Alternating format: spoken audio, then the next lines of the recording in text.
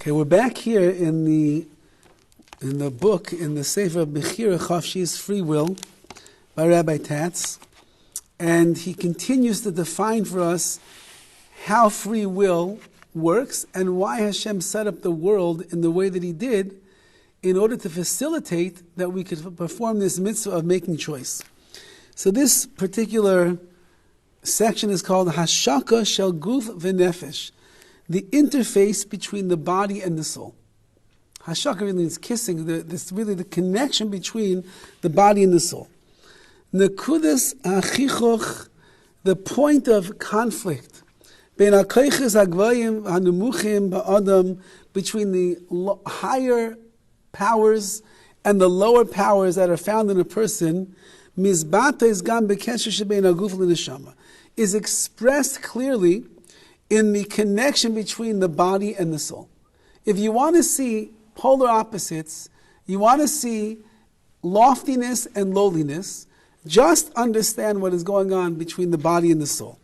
Haneshama meisheches la'alais. The neshama is drawn to the upper world, to the spiritual realm above. Ayreges la'ilam aruchani. It is always within the realm of spirituality.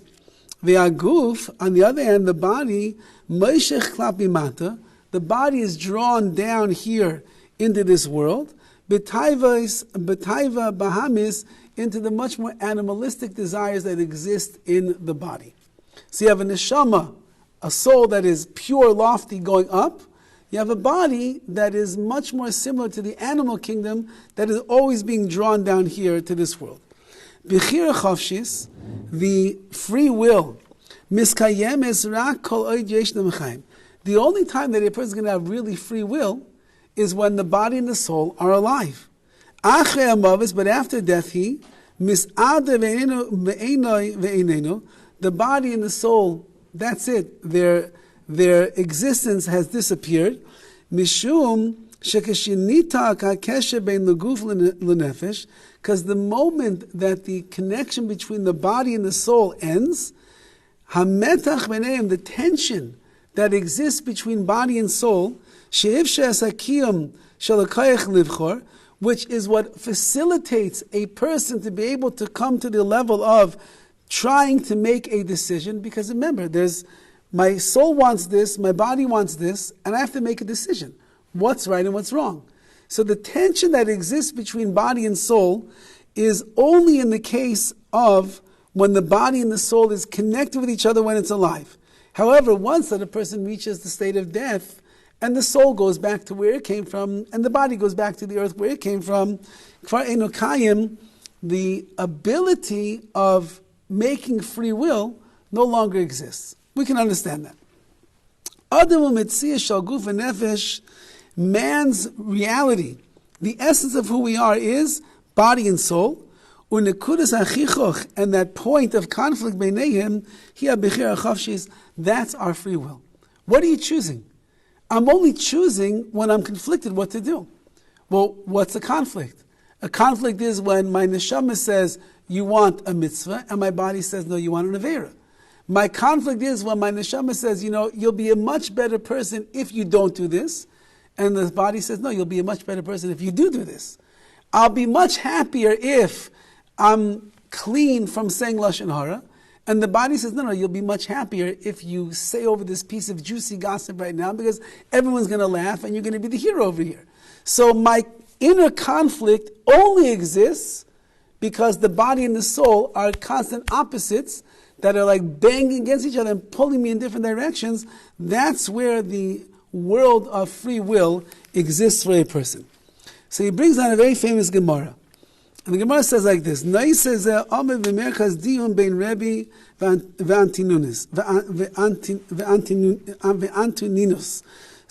there was Rabbi Yehuda Nasi, who was the great sage of the generation, and there was the Roman king or Caesar Antoninus, and they were very friendly with each other. And the Gemara is filled with many philosophical discussions that they had. Antoninus was trying to understand the Jewish people in a better way. So the Gemara says, Amalei Antoninus l'Rebbe. Antoninus said to Rebbe the following: Guf and neshama Yecholim lifta atzmai min adin. The body and the soul, in theory, should be able to exempt themselves from an ultimate judgment after this world. Ketzad, how? Guf omer, the body will say, neshama chatas, it was the neshama, it was the soul that caused my body to sin. Why? Shemiyom shepir shemimeni, because on the day that I died and the soul left me, hareini mutul ke'evin daimim bekever. I'm like a stone that's lying dead in the ground. So you see, says the body, when I was in this world, I couldn't do anything on my own because I'm just a stone. I do nothing. But you put a soul inside of me. The soul gives life to my body. And as a result of the soul giving life to my body, that's why I did what I did. So it's not my fault, says the body. It's the fault of the soul. And the neshama says, no, guf chayte. The body is what caused me to sin. Because on the day that I separated from the body, meaning when the body died, what happened to the soul? I'm flying up in the heavens like a bird. I'm not down in this world trying to do sin and do the wrong things. So Antonina said to Rabbi, you see, the body can claim it's the soul's fault that it did mistakes in this world, and the soul could claim that it was the body's fault that it did anything in this world, because once that the body and soul die, so then the body goes down to the ground, does nothing, it's inanimate object, and the soul is up in the heavens doing soulful things. So it's really neither of our faults, and therefore we should be able to exempt ourselves from the things that were done. So Amalei. So Rebbe said, Lantinunus, let me give you a parable to what this is comparable to, and then you'll understand. There was a king in this world who had a beautiful orchard. And he had beautiful figs hanging from the trees. And he brought 2 guards to watch over his orchard. One of the guards was lame, couldn't walk, and the other one was blind, he couldn't see. Not the greatest guards to put in your royal orchard, but that's what the king did. So the lame man said to the blind man, look, I have eyes and I can see there are beautiful figs that are dangling from the tree over here.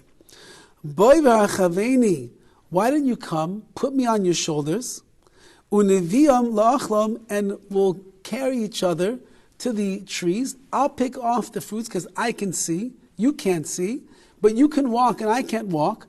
We'll go over to the trees, I'll pick off the fruits, and we'll eat and we'll delight in the delicious fruits from the king's royal orchard. So Rachav Chigar al Gabi Suma. So sure enough, that's what they did. The lame man who could not walk got onto the shoulders of the summa of the blind man. And they walked together over to the trees, and the lame man picked the fruits off the trees, and he fed it to himself and to the blind man who could not see. Liyamim, after some time, Baal Pardes, the king came to the orchard, and he said to them, Bikurais nois, heichanein. What happened to all my delicious fruits? I left you here with the trees that were filled with figs. Now I come back and they're empty. What's going on over here? So, heichanein, where are they? So the lame man said, Klum yeshli reglaim l'halach ben. I don't have any legs to go and pick them, to go into the tree. What do you want from me? Amalei Suma, the blind man says, Klum yeshli einayim liros. I have no eyes to be able to see. I didn't even know there were nice fruits on the tree. So Ma'asa, so what did the king do? Hirchiv chigar al gabi Suma. He took the lame man, he put him on the shoulders of the blind man, v'danasam ke'echad, and he judged them together as one. The king's no dummy. He understood exactly what went on over here. They tried to push the blame onto the other one, or say that we're not at fault over here. And the king said, no. You are at fault because you work together. Said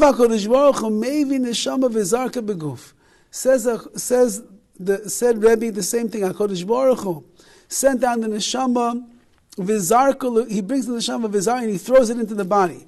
And he judges them together as one. You're right. The neshama by itself can't do anything in this world. The body by itself can't do anything in this world. But Hashem put them together. And therefore, since that they are together, whatever they accomplished or whatever they perpetrated in this world, we look at them as a team, and therefore they're going to be held accountable afterwards in the world to come. Lefi tanasai shel Antinunus, ha'adam yachal yos pater mikol einish al ma'aseh ba'olam. If you would go according to this, you go according to the claim of Antoninus that the body can't do anything without the soul, and the soul can't do anything without the body. So therefore we should both be exempt. That would mean then that a person after 120 years should be exempt from any actions that he did in the world. And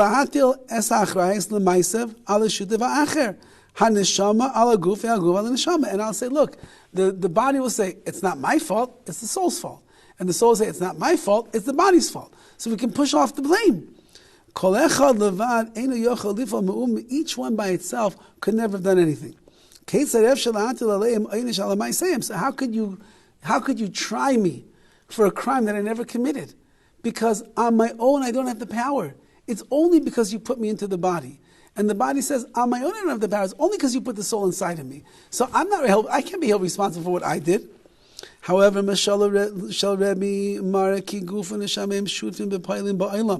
but the parable that Rabbi gave over of the blind man and the lame man shows that the body and the soul are actually partners in this world, and they're both the accomplices to the crimes or to the mitzvahs that they do. Each one by itself, powerless. Body by itself, powerless in this world. It's just an inanimate object, it's a rock. Neshama in this world, powerless because it doesn't have a body to go and do anything with. However, you put them together, and they're a powerful combination.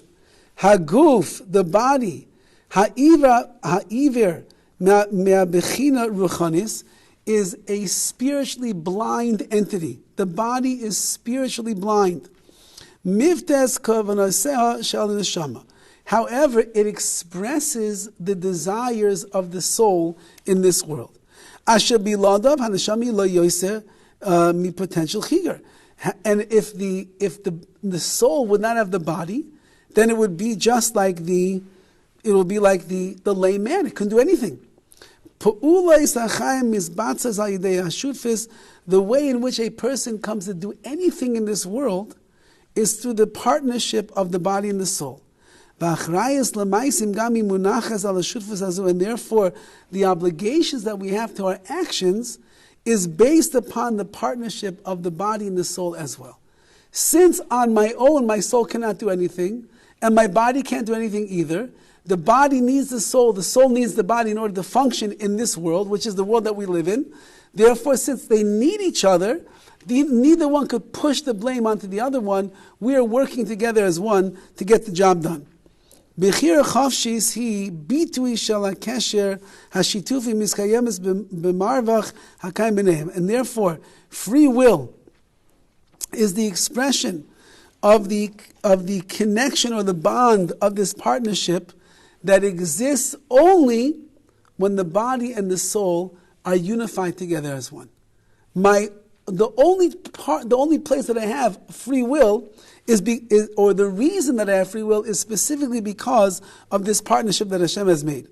Neshama bli guf, a soul without a body, bli guf sheyigaro, a soul without a body that's driving it crazy, is oishayivtes kedushasai hilo la'adam kifi sheguf meis eina adam. Says Rav Tatz over here that a soul that is without the body to drive it crazy, because remember, the soul doesn't want anything down here in this world. It doesn't care. It doesn't care about pleasures. It doesn't care about physicality. It doesn't care about its taivas, its desires. The neshama only wants one thing. It just wants to cleave to Hashem. But the body is driving the soul crazy down here, because the body's always trying to convince the soul, no, this world's a great place. There's a lot of pleasures that you can have down here. You can't even have those. Even after this world, when you go to the world to come, you're not going to have the pleasures of this world. It's a different kind of pleasure altogether. So the neshama bli aguf sheyigaro isa, oy sheyivtes kedushasa hilal adam, or that the soul also cannot express its holiness unless it has a body in this world. I mean, you can't perform a mitzvah, which is the kedusha, the holiness of a person, unless you have a body to perform that mitzvah. Right? I cannot give tzedakah unless I have a hand and a pocket with money to reach my hand into and pull out the money and give it to the poor man. So you don't need the body? You do need the body. The body drives you crazy, but at the same time, the body is the thing that you have that allows you to become this holy entity. So kifi sheguf meis eino adam. And therefore, because if the body dies, then you're not a person, because your soul now is flying in the air. Rak yachtav mizgala hamatzav enoishi. It's only together does the body and the soul, they reveal the human condition.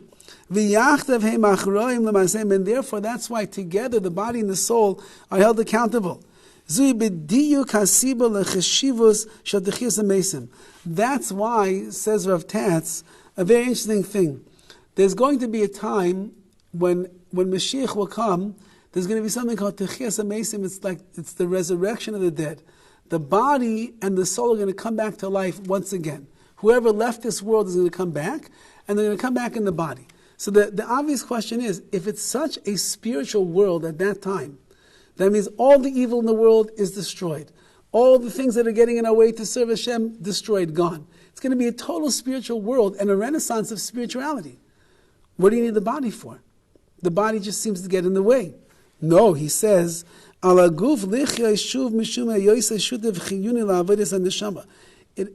a reward for the body. Since that the body, when it was here in this world, was the partner together with the soul, and the only way the soul was ever able to perform a single mitzvah in this world was because it was encased inside the physical body.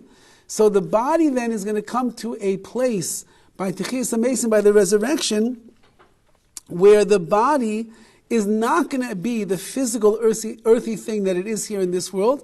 Rather, it's going to be a spiritual entity, just like the clothing to the soul, to allow the soul to be able to go and do exactly what it wants. Hashlav ha'achrein shel historia, the final stage of, so to speak, history, is chayeves li'izbate bi'ichut shel guf v'nefesh ki zeu ha'odam. At the end of time, meaning when Mashiach will come, so that final stage in the historical world of mankind is there's an obligation that the body and the soul have to be back together again as one, because that is what a human being is all about. Humanity is our existence of body and soul, and how much you're going to let the body take over, the soul is going to be the destruction of the man, and how much you're going to let the soul take over from the body is going to be the success of the man or the person here in this world. Okay, we'll continue Bez Hashem next time. I think enough to think about for one day. Thank you, Rabbi. My pleasure.